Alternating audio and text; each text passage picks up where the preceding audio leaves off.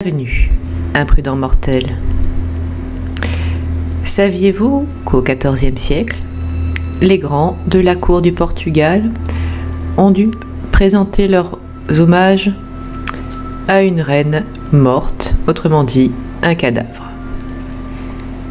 Alors approchez-vous du feu et asseyez-vous, et écoutez l'histoire cruelle d'Ignès de Castro.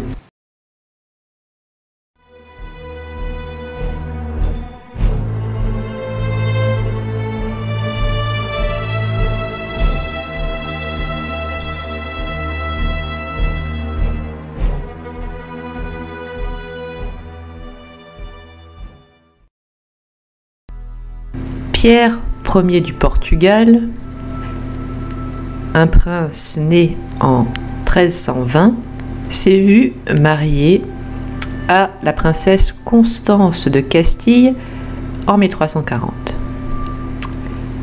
Le but était de réconcilier ensemble leurs couronnes respectives, c'était donc important. Le problème, c'est que Constance s'en vint au Portugal avec sa cousine Ignès de Castro en tant que dame de compagnie. On dit que le prince Pierre Ier, s'il épousa bien Constance de Castille, tomba vite amoureux fou d'Ignès de Castro.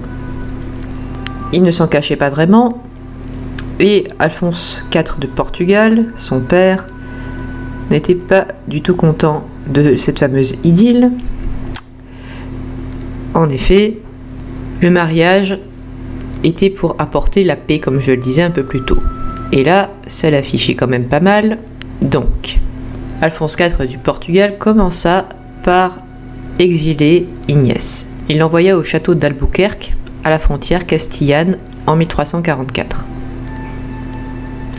Mais cela n'empêcha pas Ignès et Pierre de s'écrire presque tous les jours. Constance de Castille n'avait pas du tout été contente d'ailleurs d'être trompée, et elle avait contribué à l'éloignement d'Ignès. Mais la reine Constance finit par mourir en couches entre 1345 et 1349. Pierre Ier ne se remaria pas, du moins en apparence, et profita du fait d'être veuf pour faire revenir Ignès à la cour. Cette dernière avait mis au monde 4 enfants, dont 3 avaient survécu à la petite enfance. Mais Pierre avait aussi eu 3 enfants de Constance. On craignait donc une sorte de guerre de succession, que Pierre soit plus tenté d'annoncer comme étant ses héritiers ses enfants qu'il avait eus de la femme qu'il aimait et non pas de celle qu'il avait dû épouser par raison. De plus, Pierre et Ignès vivaient ensemble, semble-t-il sans lien matrimoniaux, ce qui ne se faisait pas à l'époque, et provoqua un grand scandale. Ignès, en 1355, habitait le monastère de Santa Clara avec ses enfants.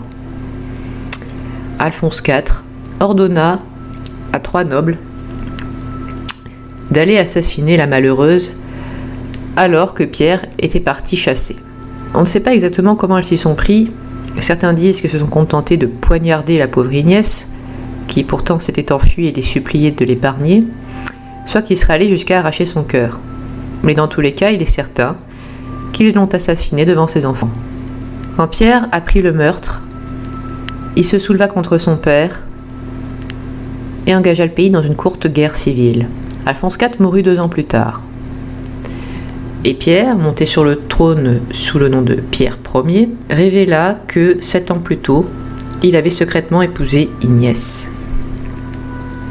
De ce fait, il légitima leurs enfants et alla jusqu'à faire déterrer le corps d'Ignès.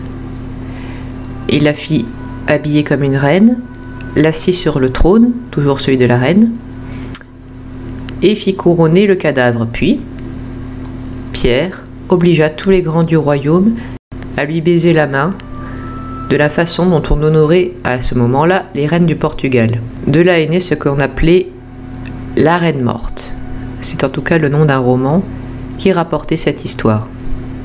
Pierre Ier fit également rechercher les 3 assassins. L'un d'eux parvient à s'enfuir en France, mais les deux autres furent attrapés et Pierre les fit exécuter en leur arrachant le cœur. De la même manière symbolique, on peut le penser que leur geste lui avait brisé son cœur à lui. En tout cas, ce mode d'exécution plutôt barbare donna à Pierre le surnom de Pierre le Cruel. Ignès fut enterré de nouveau. Pierre fit construire deux tombeaux gisants, c'est-à-dire avec le mort représenté en sculpture sur le couvercle du tombeau. Lui-même mourut en 1367. Les tombeaux furent déplacés et placés l'un en face de l'autre au XVIIIe siècle. Mais si on en croit la légende, c'était bien l'emplacement original. Pourquoi? Parce que Pierre Ier croyait au jugement dernier qui veut que ce jour-là, tout le monde retrouve son corps et sorte de sa tombe ressuscité. Et que dans ce cas, la première personne qu'il voulait voir, donc en face, soit Ignès de Castro. J'espère que cette histoire vous aura intéressé. Je vous donne rendez-vous la semaine prochaine. Si vous voulez me soutenir, voyez le lien en description de Utip et Tipeee et du Ko-fi. N'oubliez pas de vous abonner, de mettre un pouce bleu, de commenter, de regarder sous votre lit avant d'éteindre la lumière. Au revoir, imprudent mortel.